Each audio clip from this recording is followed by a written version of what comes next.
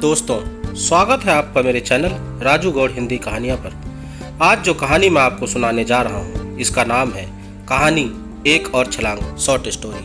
प्रत्येक माँ परसु पीड़ा झेल कर बच्चे को जन्म देती है। ठीक उसी तरह जब पृथ्वी पर एक नए राष्ट्र का जन्म होता है तो धरती माँ को भी असहाय प्रसव वेदना होती है, बस हम उसका अनुभव नहीं कर पाते। याद कीजिए, वर्ष 1947 का अगस्त माह 14-15 की आधी रात को दक्षिण पूर्व एशिया में दो राष्ट्रों का जन्म हुआ, भारत और पाकिस्तान। क्या धरती माता ने इन्हें जन्म देने की प्रतिक्रिया में प्रसव वेदना नहीं झेली? इतिहास के पन्ने उलट कर देखिए, पृथ्वी की यह वेदना प्रसव के पूर्व और बाद आपको दिखेगी। आबादी संस्थाकरण में आकरण बड़े पैमाने पर होने वाली हिंसा में लगभग 24 वर्ष बाद एक बार फिर इतिहास ने स्वयं को दोहराया। पृथ्वी को एक बार फिर से असहाय प्रसव वेदना से गुजरना पड़ा। इस बार जिस बच्चे का जन्म हुआ वह कहलाया बांग्लादेश। आज आपको मैं इसी प्रसवोत्तर पीड़ा से परिचित कराने का इरादा रखता हूँ। मैं सौरभ चक्रवर्ती, जन्म से पाकिस्तानी और वर्तमान में एक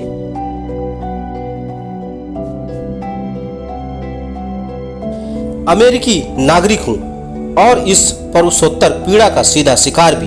मेरा जन्म मुल्क की आज़ादी के ठीक 4 महीने बाद यानी 14 दिसंबर 1947 को भारतीय सीमा से सटे राजशाही जिले के एक छोटे से गांव में हुआ था। बचपन में मेरी माँ को इस बात से शिकायत थी, तो जब मेरे गर्भ में आया तो एक हिंदुस्तानी था, पर जन्म दिया मैंने एक पाकिस्तानी को। मगर मुझे इस नागरिकता परिवर्तन से कोई शिकायत नहीं थी। हमारे इलाके के प्रकृति ने बहुत कुछ दिया था और सबसे अच्छी बात यह हुई कि हम यदि किसी चीज से वंचित रहे तो वह था बंटवारे से उत्पन्न धार्मिक कट्टरपन। जी हाँ, पाकिस्तान में एक अल्पसंख्यक समुदाय का सदस्य होते हुए भी हम उन परेशानियों से कभी रूबरू नहीं हुए, कम से कम 1971 तक तो नहीं ही, जिनके बारे में पश्चिमी पाकिस्तान में सुनते रहते थे। शायद यह मेरी मुल्क के दोनों हिस्सों की संस्कृति का अंतर था। पता नहीं आप हमारे गृह जिला राजशाही के बारे में कितना जानते हैं, पर आपको बताऊं, प्रकृति का विशेष आशीर्वाद प्राप्त था हमें। परम पावन गंगा अर्थात पद्मा की उपस्थिति मात्र ने हमें वह सब कुछ दे दिया था जिसके लिए लोग तरसते हैं। उपजाऊ जमीन, अच्छी जलवायु, यातायात के लिए एक अतिरिक्त मार्ग, जल मार्ग, सब कुछ तो था हमारे पास। इसी का प्रभाव था कि हमारा इलाका सर्वोत्तम किस्म का आम और लीची पैदा करता था। इतना ही नहीं, हमारे यहाँ तैयार रेशमी कपड़ा और उससे बने वस्त्र सारी दुनिया में पसंद किए जाते थे। तभी तो पूरी दुनिया, विशेष रूप से दक्षिण पूर्व एशिया में राजशाही को रेशम की नगरी के नाम से जाना जाता था। स्वाभाविक है, हमारे क्षेत्र में लोगों की आर्थिक स्थिति अपेक्षाकृत बेहतर थी। संपन्नता आई तो शिक्षा भी साथ लाई। अन्य इलाकों के विपरीत हमारे यहाँ बच्चों को स्कूली शिक्षा के लिए दूर नहीं जाना पड़ता था। मैंने भी 12वीं तक की शिक्षा अपने गांव के स्कूल में ही पूरी की। तत्पश्चात मैं अपने मंडल मुख्यालय राजशाही स्थित सरकारी कॉलेज में पढ़ने चला आया। हमारे कॉलेज का नाम भी राजशाही कॉलेज ही था। यह बहुत पुराना कॉलेज था, पूर्वी पाकिस्तान का तीसरा सबसे प्राचीन और महत्वपूर्ण कॉलेज। ढाका और चटगांव के बाद इसी कॉलेज की स्थापना हुई थी, वह भी 19वीं शताब्दी में। यह कॉलेज जिस विद्यालय से संबंध था उसका नाम भी हमारे जिला मुख्यालय के नाम से जुड़ा था, राजशाही विश्वविद्यालय। एक बार कॉलेज की पढ़ाई पूरी हुई तो मैंने इसी विश्वविद्यालय में नामांकन करवा लिया और 2 वर्ष पश्चात मैंने MSc की डिग्री भी हासिल कर ली। सब कुछ ठीक चल रहा था।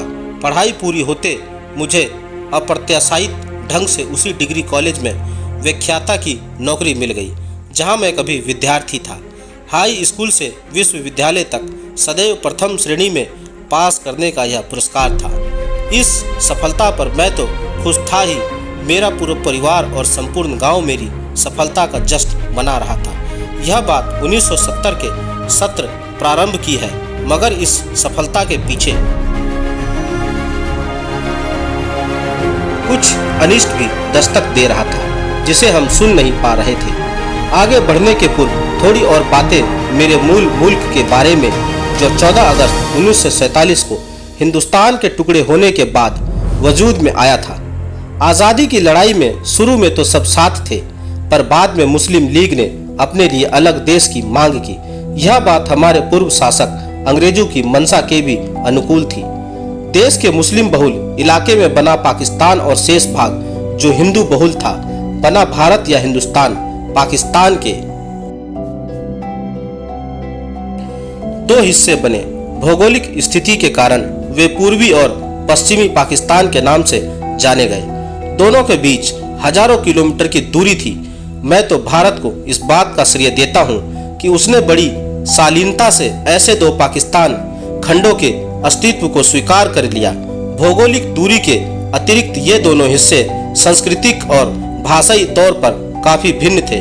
पूर्वी पाकिस्तान जहां हम रहते थे, संस्कृति और भाषा के दृष्टिकोण से भारत के बंगाल का ही विस्तार था।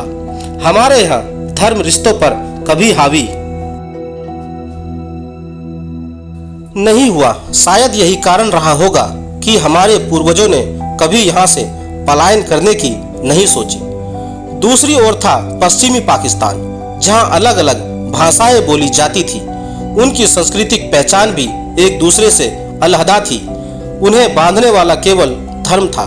जब किसी मुल्क में विभिन्न समुदाय के लोग रहते हों, उनकी भाषाएं और संस्कृतियां अलग अलग हों, तो उसे बांधकर एक मुल्क बनाने के लिए बड़ी कोशिश करनी पड़ती है।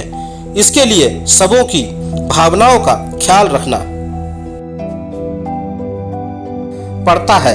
हिंदुस्तान ने यह काम बखूबी किया, मगर हमारे नुमाइंदे नहीं कर पाए, या शायद करना चाहते ही नहीं थे। एक बड़ा ही माकूल उदाहरण है। आज़ादी के बाद कायदे आजम जिन्ना द्वारा इस बात की मुनादी कर दी गई कि उर्दू और सिर्फ उर्दू पाकिस्तान की सरकारी जबान होगी।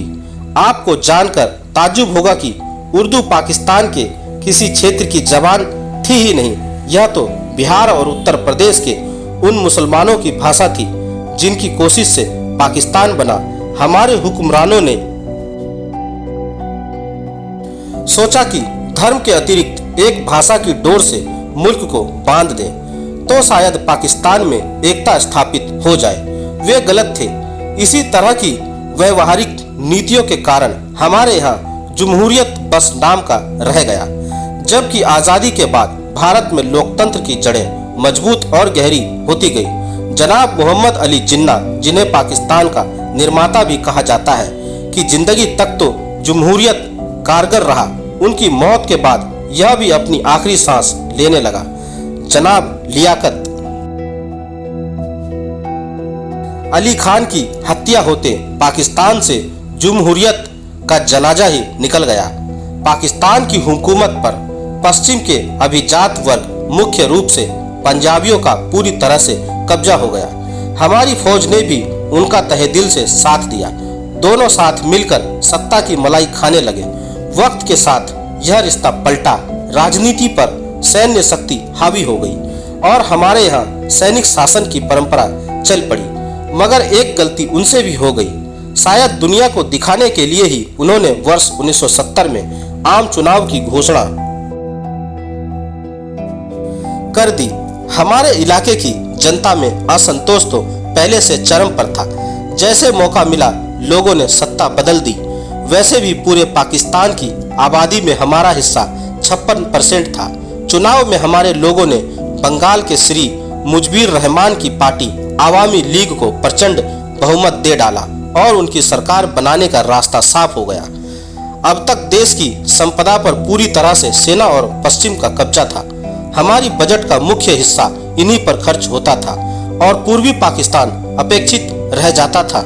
लोगों में उम्मीद जगी कि अब उनकी स्थिति बेहतर होगी, पर जैसा मैंने शुरू में कहा, हमारे मुल्क में जमहूरियत की रूह ही नहीं पनप पाई थी। पश्चिम का अभिजात वर्ग सत्ता छोड़ने को तैयार नहीं था और बंगाली इस बार लड़ने के मूड में थे। बहुत दिनों बाद एक मौका जो मिला था, असंतोष बगावत का रूप लेने लगा। नौजवानों ने सेना के विरुद्ध मुक्ति वाहिनी का निर्माण किया और सेना के खिलाफ जंग में उतर गई। शुरू में उन्हें अच्छी सफलता मिली क्योंकि जनता का समर्थन था। कई मुख्य नगरों को उन्होंने सेना से मुक्त भी करा लिया। जानकार इस सफलता का कारण भारत द्वारा मुक्ति वाहिनी को सैन्य सामग्री मुहैया कराना और उन्हें युद्ध कौशल का प्रशिक्षण देना भी मानते हैं। शायद यही सही भी हो। इनकी सफलता से आक्रोशित पाकिस्तान के तत्कालीन सैन्य शासक जनरल याहया खान ने सेना को नरसंहार का खुला आदेश दे दिया।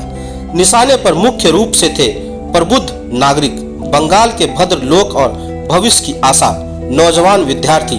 ढाका सहित सभी नगरों में 25 मार्च 1971 से याहया खान के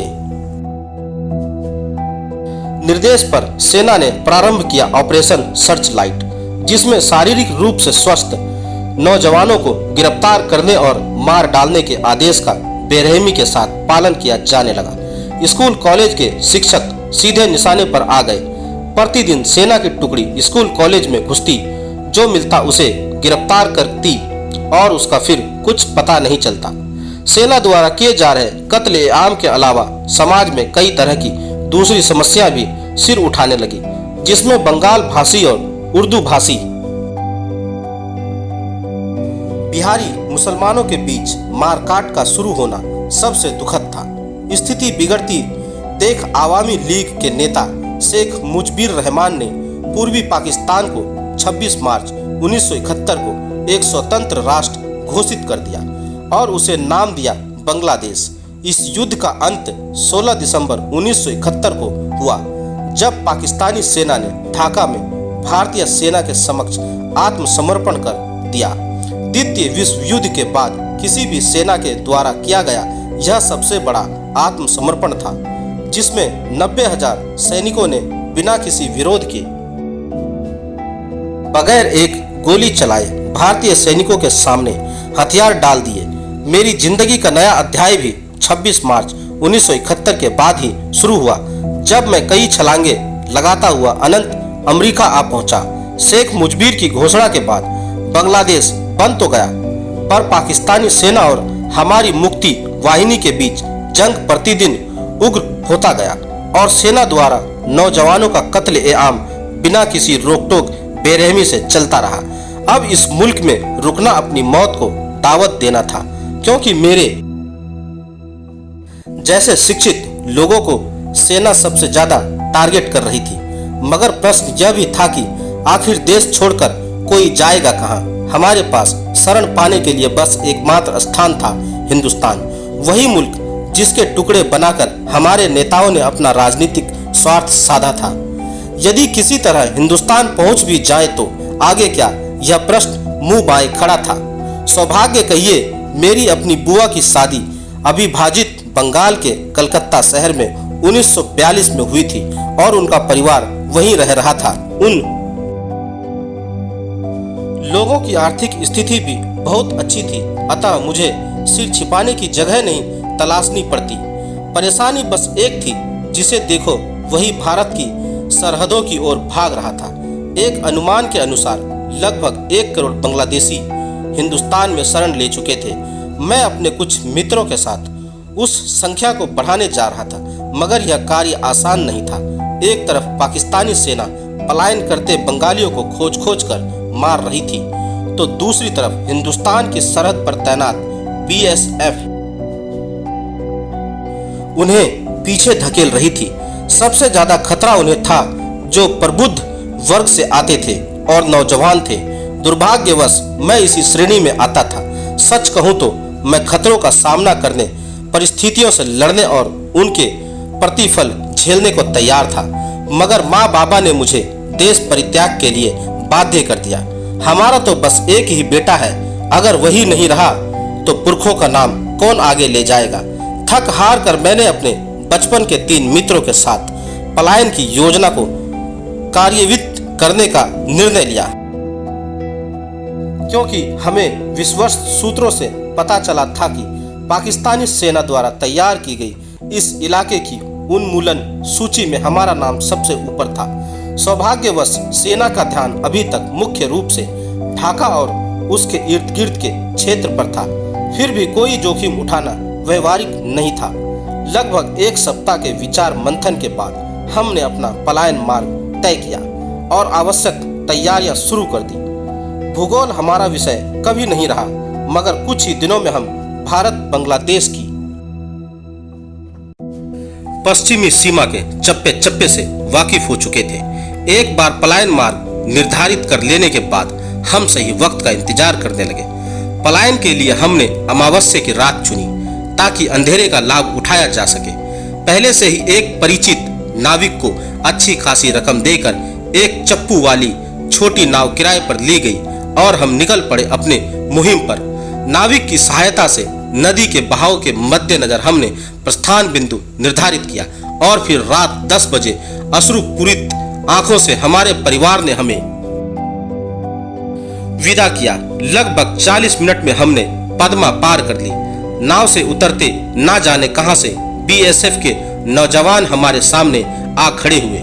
उन्हें हमने अपनी स्थिति से वाकिफ कराया, रक्षा की गुहार लगाई। हमारे प्रमाण पत्र भी हमारी कहानी बयां कर रहे थे।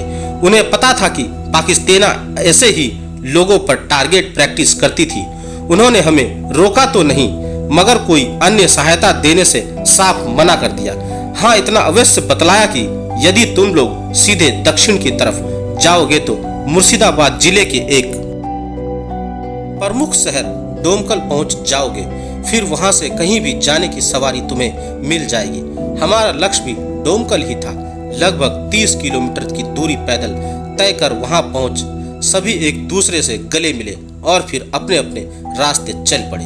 जिंदगी रही तो पुनः मिलेंगे। मेरा लक्ष्य था वर्धमान रेलवे स्टेशन, जो वहां से 145 किलोमीटर दूर था। एक छोटा सा कंपास और हाथ से तैयार किया गया एक काम चलाऊ नक्शा, यही मेरे साथी थे और उन्हीं की सहायता से रास्ता तलाशते में मुख्य सड़क पहुंचा। यहाँ से वर्धमान के लिए सवारी मिल जाने की संभावना थी और ऐसा हुआ भी।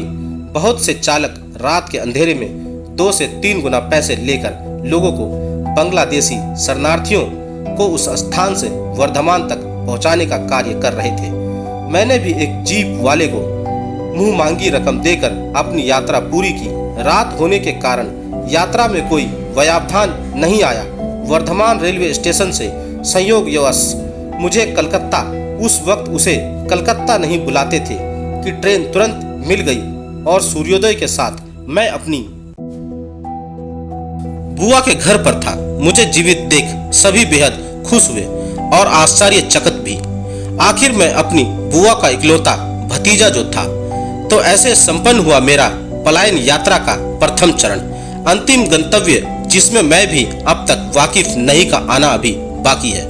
मगर इतना तो आप समझ ही गए होंगे कि जन्म ले रहे राष्ट्र की परसोत्तर पीड़ा को धरती, समाज और प्रभावित नागरिक कैसे झेलता है। फिलहाल मैं अपनी बात यहीं समाप्त करने को मजबूर हूँ, क्योंकि उन दिनों को याद कर मेरा दिल भर आया है और आगे कुछ कह पाना संभव नहीं लगता। कभी मौका मिला तो अगले चरण की यात्रा की चर्चा अवश्य करूंगा। तब तक के लिए अलविदा। दोस्तों, आपको मेरी यह कहानी कैसी लगी, आप मुझे मेरे कमेंट्स बॉक्स में जाकर मुझे बता सकते हैं। और अगर आप मेरे चैनल पर नए हैं तो मेरे चैनल को सब्सक्राइब जरूर करें और बेल आइकन का बटन भी दबा दें। धन्यवाद दोस्तों।